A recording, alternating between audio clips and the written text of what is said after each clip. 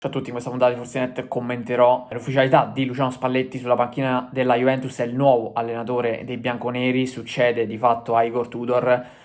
Io l'avevo detto già quest'estate, onestamente Tudor non mi convinceva come allenatore, come traghettatore poteva essere sicuramente la figura giusta per la scorsa stagione, eventualmente anche per il mondiale per club. Poi chiaramente Tudor, visti i risultati sufficienti, non da Juventus ma sufficienti perché comunque la portata in Champions, ha preteso che dovendo guidare la squadra nel mondiale per club la dovesse guidare anche nella successiva stagione. Insomma, ha alzato un po' il tiro anche con la società, poi tutto comunque è rientrato e di fatto alla fine ha avuto vinta Tudor. Però onestamente non credo che ci fosse qualcuno realmente convinto di Igor Tudor sulla panchina della Juventus, del fatto che Tudor potesse arrivare fino in fondo, fare una stagione altamente competitiva. Anche la rosa non è stata costruita proprio in maniera eccellente, ci sono stati diversi errori nella costruzione della rosa, però Tudor sicuramente ci ha messo del suo. Di fatto l'andamento iniziale è stato molto simile a quello della Juventus di Thiago Motta dello scorso anno. Lo scorso anno Thiago Motta iniziò con una serie di 3-0 consecutivi che sembravano far presagire una possibilità addirittura di giocarsi lo scudetto, quantomeno di andare in Champions in carrozza, e così non è stato, dato che Thiago Motta poi a febbraio è stato esonerato, quindi è subentrato Tudor e Tudor è riuscito a portare la Juventus in Champions, che era l'obiettivo minimo. Ma Tudor ha iniziato in maniera simile rispetto a Thiago Motta, forse per certi versi anche peggio, perché poi ha inanellato una serie di pareggi che si sono trasformati in sconfitte, e dopo 3 sconfitte consecutive, 2 in campionato e una in Champions contro il Real Madrid, quella con la Lazio è stata decisiva per il suo esonero. L'andamento sicuramente non è stato convincente, però la Juventus in classifica non era così indietro. Sicuramente stava accusando un ritardo importante rispetto alle dirette rivali per la Champions League, però non aveva un ritardo clamoroso tale da giustificare l'esonero, perché la Juventus prima era un club che non esonerava praticamente mai. Ricordiamoci la gestione dello scorso anno con Thiago Motta. Thiago Motta, visti gli svarioni che ha avuto anche precedentemente al suo esonero, poteva anche andare a casa prima. Poi io non ero proprio favorevole all'esonero di Thiago Motta, semplicemente perché credo che si debba dare tempo ad un allenatore di costruire e di lavorare. Ovvio che il tempo non c'è perché si devono raggiungere i risultati, i tifosi contestano, ma anche la stessa dirigenza comunque vuole ottenere i risultati, e quindi di conseguenza è normale che si arrivi ad una decisione che era inevitabile per Thiago Motta e lo era anche per Tudor. Ma per Tudor, se per Thiago Motta non era una decisione annunciata, perché Thiago Motta tutti ci aspettavamo che potesse risollevare le sorti della Juventus, per Tudor invece secondo me la sua sorte e l'esito della sua avventura sulla Juventus era abbastanza segnato. Poi un esonero dopo solo 8 giornate non me l'aspettavo, però mi aspettavo sicuramente che potesse avvenire l'esonero a stretto giro di posta, così come è stato, e che non arrivasse magari a portare a termine la stagione, o comunque qualora fosse arrivato a portare a termine la stagione e non riuscisse ad ottenere risultati, magari una qualificazione in Champions un po' sofferta, però non di più. Comunque sta di fatto che Tudor ha salutato e ormai è il passato. Brambilla è stato in panchina per la partita contro l'Udinese e ha conquistato una vittoria che mancava comunque da diverso tempo, da 8 partite, quindi Brambilla ha portato i suoi risultati, almeno un risultato.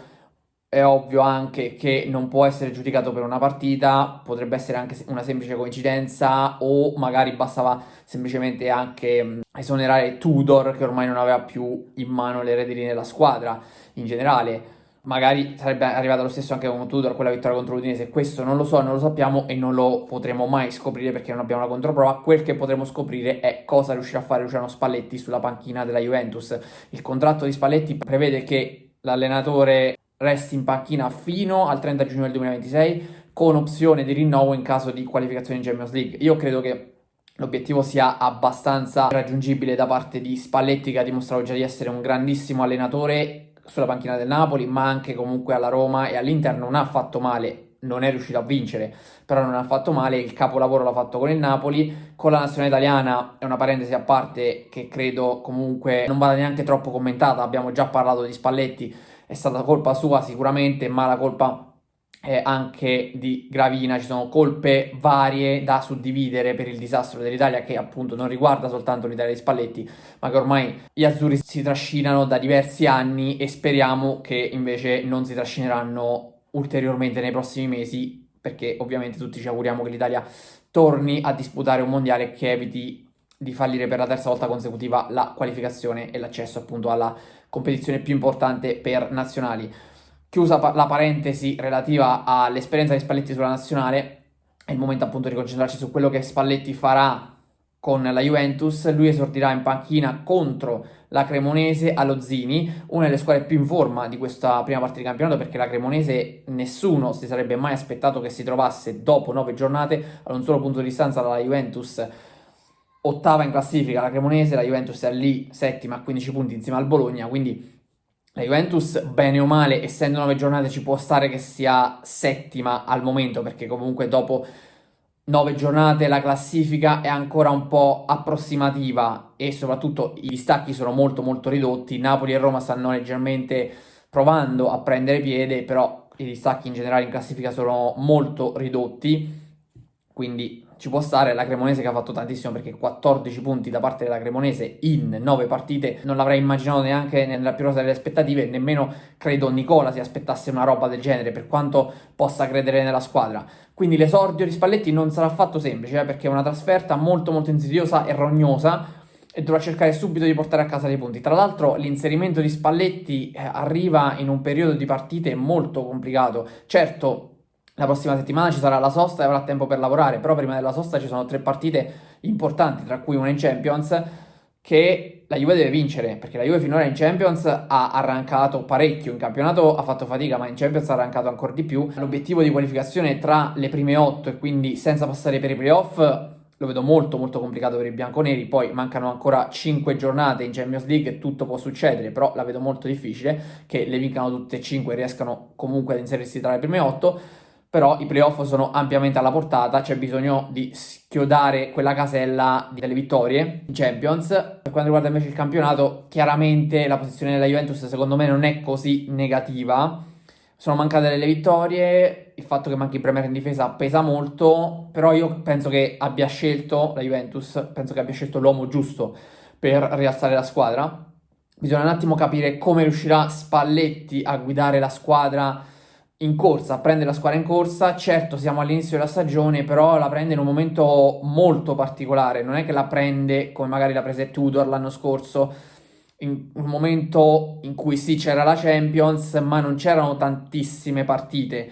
Adesso invece c'è ancora la fase campionato della Champions, che prevede 5 partite più la Coppa Italia, che inizierà anche le 8 big dell'anno scorso con gli ottavi di finale, e c'è il campionato, quindi un momento molto ricco di partite. C'è la sosta, come dicevo, che sta per arrivare, ma dopo la sosta poi sarà tutta d'un fiato fino a marzo, e fino alla prossima sosta di marzo, quindi Spalletti avrà molto con cui lavorare e dovrà cercare chiaramente di imprimere subito la sua mano, e non sarà facile, perché un conto è un allenatore che arriva d'estate, e questo doveva essere, secondo me, che fosse Spalletti o un altro allenatore, sarebbe dovuto arrivare prima, sarebbe dovuto arrivare in estate, perché a mio avviso il futuro di Tudor era già segnato. Tudor oltre questa stagione non sarebbe andato, secondo me con la Juve. È facile dirlo adesso, però io, se andate a vedere i video precedenti, lo avevo detto dall'inizio, Tudor come traghettatore poteva far bene, lì non mi convinceva, così come ho detto che non mi convince Kivu. Kivu invece sta facendo discretamente bene, comunque in Champions sta facendo molto bene, anche se ha incontrato delle squadre finora